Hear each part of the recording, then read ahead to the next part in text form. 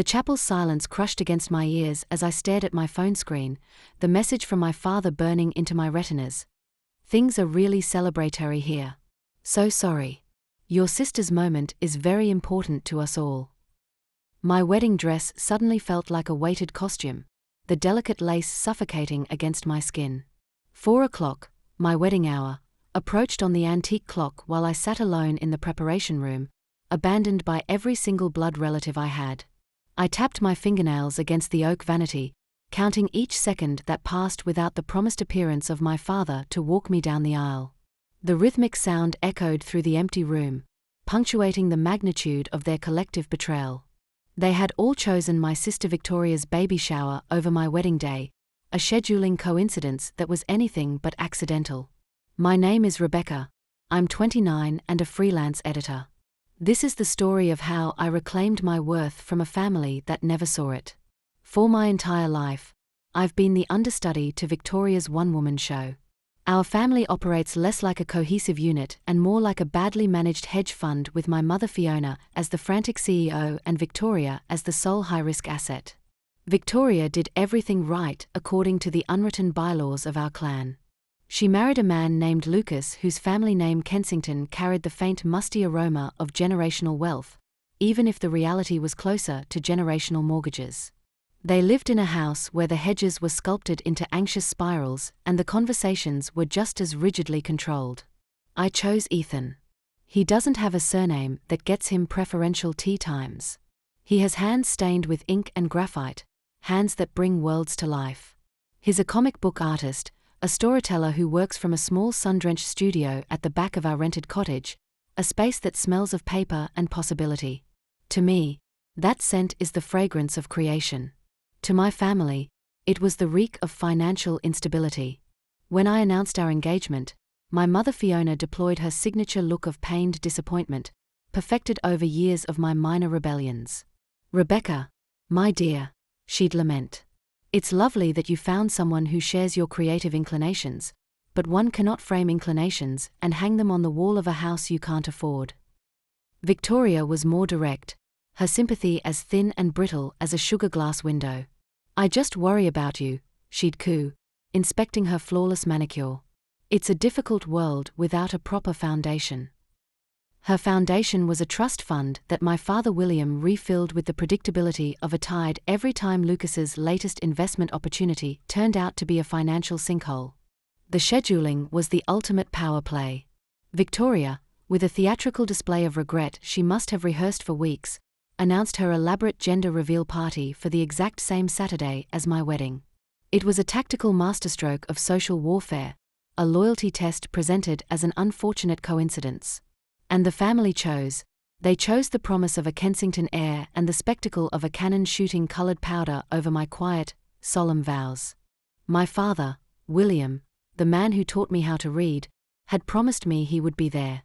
"I'll be there to walk you down the aisle, my girl," he'd said, his eyes meeting mine with what I mistook for sincerity. "I'll just have to slip away from the party for an hour or so." He never came. The day of the wedding, my phone became a monument to their united front of indifference. "So sorry, darling. Victoria is feeling a bit overwhelmed and needs me," from my mother. "Gregory's parents have cornered us. Impossible to get away," from my aunt. And from my father, the final gutting blow. "Things are really celebratory here. So sorry. Your sister's moment is very important to us all." Each message was a tiny, perfect encapsulation of my role in the family, an afterthought, a secondary concern, an obligation to be regretfully cancelled. They weren't just missing my wedding. They were publicly ratifying my irrelevance. A soft knock at the door interrupted my spiraling thoughts. I quickly wiped away the moisture from my eyes, not wanting anyone to see evidence of weakness. "Come in," I called, my voice remarkably steady. Mr. Jameson entered, our landlord, a retired diplomat who lived in the main house in front of the cottage Ethan and I rented. He had come to the chapel to offer his well wishes and drop off a gift. He found me not in tears but in a state of icy calm, my phone face up on the small table beside me, its screen a damning list of unanswered pleas to mother, father, and Victoria. He saw the screen, his gaze taking in the litany of my family's betrayal. He was a man accustomed to observing without commenting, his kind, intelligent eyes missing nothing. He looked at my dress, at my solitary figure, then down at his own impeccably tailored suit. "Rebecca," he said, his voice imbued with a gentle authority that brooked no argument. "It would be my profound honor, if you would permit me, to escort you." And so I was walked down the aisle, not by the father who forsook me, but by the dignified gentleman who collected our rent. The wedding was intimate but filled with a palpable warmth. Our small circle of friends celebrated with an enthusiasm that filled the void my family had left. Ethan's eyes, full of a love that needed no validation, were all the family I needed in that moment. After the ceremony, as we mingled with our guests, Mr. Jameson approached us. "I happened to overhear that a honeymoon was not in the immediate plans," he said, his expression one of gentle inquiry. We had, of course, prioritized securing the lease on Ethan's new, larger studio space over a vacation. "That is a situation that must be rectified," he said with a decisive nod. He took out his phone and made a brief call. "Jonathan," he said, his tone familiar and easy. "Alexander here. I'm calling about that young artist I introduced you to, the one who designed the graphic novel adaptation of your grandfather's journals. Well, he has just gotten married." "Yes. A lovely girl. Wonderful, my sincerest thanks." He ended the call and turned to us, a twinkle in his eye. "An old friend of mine, Jonathan Harrington, has a private vessel. He insists you make use of it for the next fortnight as his personal wedding gift. His crew is on standby." Jonathan Harrington. The name resonated. A famously private philanthropist and historian. Ethan had taken on a passion project for him, a commission to visually tell the story of Harrington's ancestors' expeditions, a job he'd done for a nominal fee because the story captivated him. He had treated the reclusive tycoon's family history with the same reverence he gave his own characters. And now that reverence was being repaid in a way we could never have imagined. The next day, Ethan and I stood on the deck of a sailing yacht so elegant it looked like it was carved from moonlight, a flute of champagne in my hand, watching the coastline dissolve into a hazy blue line. That's when I decided to implement my plan, one that had formed in the clear, cold silence of being abandoned on my wedding day. I carefully composed the perfect image, Ethan and me, our hands clasped with the impossible blue of the deep ocean stretching out behind us, the yacht's elegant profile visible but not ostentatious. The caption was a simple declarative statement: "The adventure begins." Before posting, I removed all family members from my close friends list and added them back to my regular followers. Then I changed my privacy settings to make this post, and only this post, visible to everyone. Finally, I tagged the yacht's owner, the prestigious Harrington Foundation, and their maritime charity initiative. I pressed post and silenced my notifications. This transmission was not sent as an act of petty revenge, but as a declaration of independence. My old life had been a supporting role. My new one was the lead. 15 minutes later, I allowed myself one quick glance at my phone. The screen had become a frantic web of calls and desperate messages. I silenced them all, placing my phone in the yacht's safe. Ethan and I had a sunset dinner to enjoy. After 3 days of ocean bliss, during which my phone continued to collect missed calls like a digital monument to their panic, I decided to answer. The count stood at 417 missed calls and text messages. I chose to respond to my mother, Fiona. I let the phone ring until the last possible moment, a small reclamation of control in a lifetime of acquiescence. When I answered, I remained silent, allowing the vast empty space of the ocean to fill the connection. "Rebecca, is that you? Rebecca, for goodness sake, where are you? We have been beside ourselves with worry." The performance was so breathtaking in its dishonesty that it was almost admirable. They weren't worried. They were mystified. They were outraged. They were confronting a narrative they couldn't control, and it was driving them to distraction. "I'm on my honeymoon, Mother," I said, my voice as placid and steady as the horizon. I could hear Victoria in the background, her voice a sharp, impatient hiss. "Ask her where she got that boat. Ask her who is paying for it." My mother's tone pivoted instantly from manufactured concern to pointed cross-examination. A honeymoon on a vessel of that magnitude? Your sister saw the pictures. We are all quite perplexed.